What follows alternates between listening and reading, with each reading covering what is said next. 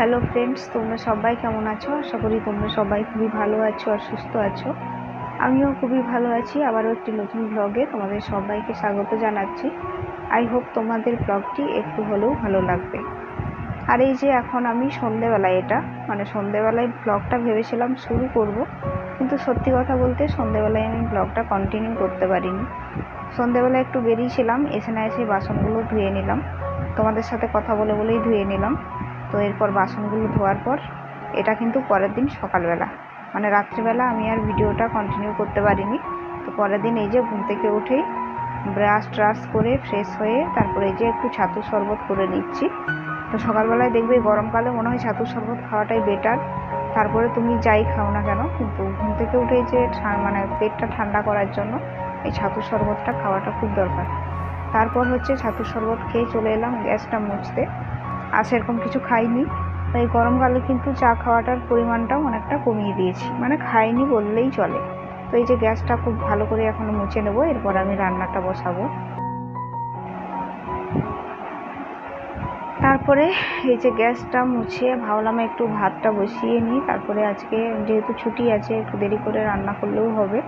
আর আজকে রোদ খুব একটা সেরকম বেরোয়নি, গরমটা তার জন্য একটু বেশি লাগছে। গরম লাগছে না, এটা বলাটা ভুল, গরমটা বেশি লাগছে। রোদ বেরায়নি, কিন্তু একটা ভ্যাপসা গরম লাগছে আর কি। তো তারপরে এই যে জল নিয়ে নিচ্ছি, ভাত বসিয়ে দেবো। আর চালটাও ভাবছি ছেড়ে দেবো, কারণ ভাতটা হতে থাকবে। আর আমি ভাবি যে ভাতটা তাড়াতাড়ি করে নিলে তারপর তরকারিগুলো নিজে থেকে করা যায়, যেমন পারবো করে নেবো আর কি। আর একা মানুষ পুরোটা নিজেকে সামলাতে হয়, খুবই ঝামেলা হয় জানো তো। একা ভিডিও করা, এডিটিং করা, তারপরে এই যে রান্নাবান্না করা, ক্যামেরা ধরা, এতটা অসুবিধা হয় সেটা বলে বোঝানো যাবে না। কিন্তু সব মানুষ যদি কেউ থাকতো সাপোর্ট করার মতো, হয়তো ক্যামেরাটা অন ধরে দিল বা ভিডিওটা এডিটিং করে দিল, আমি ভিডিওটা করে রেখেছি সে এডিটিংগুলো করে দিল, কিন্তু এরকম তো আমার কপালে জোটেনি আর হবেও না।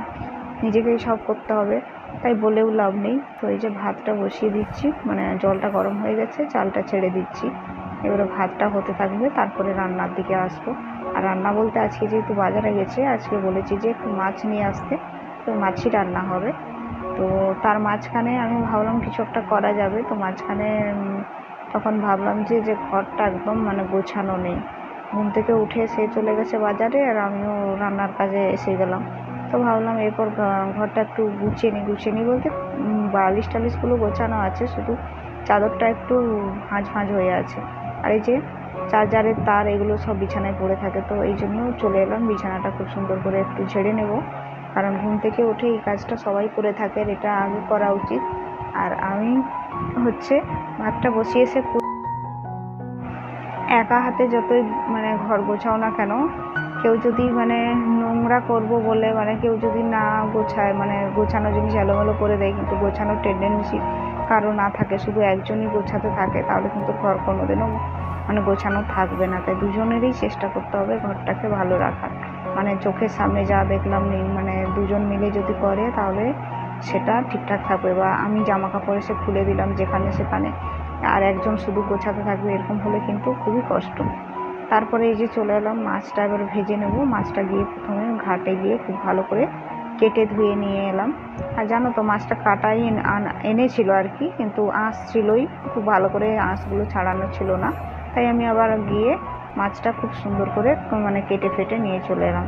এই যে মাছের তেলটা ভাজা হয়ে গেছে, ওটা তাই তুলে নিচ্ছি। আর মাছের পেটিগুলো একটু ওলট পালট করে দেবো। আর আজকে রান্না সেরকম কিছু করব না, মাছের একটু বেশ মাখা করব, ঝাল করব, ঝোল নয়। তো এটাই আমাদের দিয়ে আজ খাওয়া হবে। তো ব্লগটা আমি এতদূর পর্যন্তই রাখলাম। তোমাদের যদি ভালো লাগে অবশ্যই একটা লাইক করে দিও আর পাশে থেকো।